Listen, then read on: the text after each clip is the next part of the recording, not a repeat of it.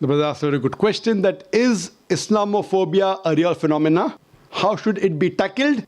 Is it the responsibility of the Muslim community to do it?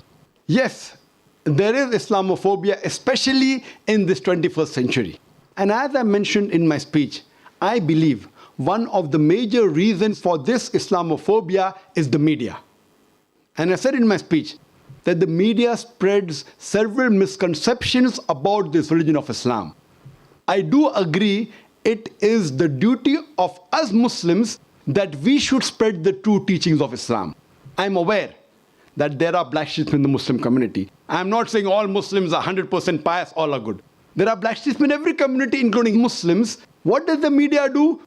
They pick up the black sheep of the Muslim community and they portray on the media as though they're exemplary Muslims. What we have to do is we have to portray the right teachings of Quran and the sayings of the Prophet Muhammad, peace be upon him.